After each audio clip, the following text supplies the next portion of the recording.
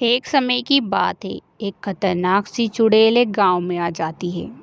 चुड़ैल को गांव में बेहद ही अच्छा लग रहा था और उसे आसपास से खून की खुशबू आ रही थी। चुड़ैल सोचती है कि अब उसका खाना इसी गांव में होगा, क्योंकि वहाँ बहुत ज़्यादा भूखी थी। सारे गांव में वहाँ लोगों को परेशान करने लगती है। लोगों का हिटना भी मुश्किल हो जाता है। हे भगवान, हमारे गांव में कोई खतरनाक चुड़ैल आ गई है जो लोगों का खून चूस रही है। तुम्हें पता है वह कब की प्यासी है। तुम्हें घर से नहीं निकलना चाहिए। मैं तो आज के बाद घर से नहीं निकलूंगी, वरना तो जान ही चली जाएगी। हाँ हाँ, तू सही कह रही है। मुझे तो अब घर में भी डर सा लगता है। सब लोग कहते हैं वह चुड़ैल आती है तो सीधा खून चूसती है और सारा खून चूस जाती है। हाँ हाँ, ये बात तो तूने सही कही। मेरे बच्चे भी अब तो डरने लगे हैं, लेकिन पता नहीं हम गाँव वालों का अब कौन भला करेगा। यह चुड़ैल तो सबको ही खत्म कर देगी। पता नहीं हमें कौन बचाएगा। सारे गांव वाले परेशान थे। चुड़ैल हर किसी के पीछे पड़ी थी, हर किसी का खून चूस रही थी। चुड़ैल सारे गांव वालों को परेशान कर रही थी। तभी उसी गांव में एक बुजुर्ग औरत रहती थी। मुझे लगता है इस चुड़ैल को एक ही औरत संभाल सकती है, और वहाँ कोई नहीं, हमारी इच्छाधारी नागिन है, जो कि हमेशा हम गाँव वालों की मदद करती है। लेकिन मुझे कैसे भी करके चोरी चुपके उस नागिन के पास जाना होगा और इस चुड़ैल के बारे में बताना होगा। एक दिन की बात है जब चोरी चुपके से वहाँ औरत नागिन के पास चली जाती है और नागिन से सारी कथा कह देती है। हमारे गांव में कोई चुड़ैल आई है जो सारे गांव वालों का खून चूस रही है। अब तुम्हारे अलावा हम गांव वालों का कोई भला नहीं कर सकता, वरना तो वहाँ चुड़ैल सबको खत्म कर देगी। तुम्हें चिंता करने की ज़रूरत नहीं है। अगर तुम मेरे पास आई हो तो मैं तुम्हारी मदद के लिए हमेशा हाजिर रहती हूँ। यहाँ तो तुम गांव वालों को पता ही है।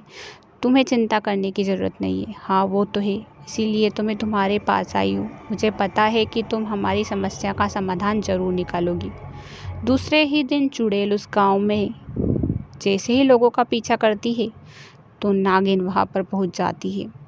नागिन उस गांव के अंदर आ जाती है और चुड़ैल इधर लोगों को परेशान कर रही थी। अब तुम्हारा खेल खत्म होने वाला है, क्योंकि हमारे गांव में और कोई नहीं बल्कि हमारी नागिन माँ आने वाली है, और नागिन माँ हम सबकी हमेशा मदद करती है। तुम्हें हमेशा हमेशा के लिए वो खत्म कर देगी। तुम्हारी नागिन माँ के पास इतनी शक्तियाँ नहीं होगी जितनी मेरे पास है, और तू अपनी नागिन माँ की मत तरफदारी कर, वरना तेरी मौत मेरे हाथों ही लिखी होगी।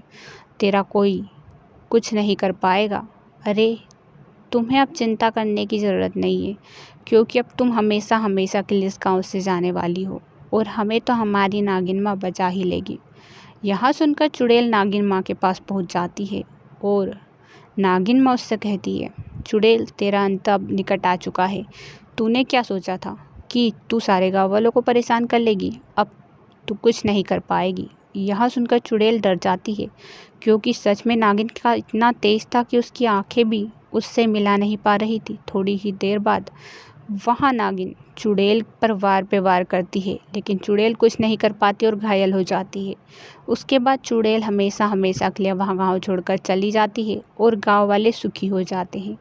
गाँव वाले कहते हैं, अरे वाह, हमारी नागिन माँ हमेशा हमारी मदद करती है, जिस वजह से हमारे गाँव वालों का कोई बाल विवाह का नहीं कर पाता। मुझे तो अपनी नागिन माँ पर बहुत भरोसा है। हाँ हाँ, नागिन माँ तो है ही ऐसी, जब भी उनके पास जाओ तो समाधान उन्हीं के पास मिलता है। हम सब गांव वाले बहुत ही किस्मत वाले हैं जो हमारे पास नागिन माँ जैसी नागिन जी है। हाँ हाँ, ये बात तो बिल्कुल सही कह रही हो। सारे गांव वाले बेहद ही खुश होते हैं, क्योंकि चुड़ैल का साया गांव के ऊपर से हमेशा हमेशा के लिए खत्म हो जाता है।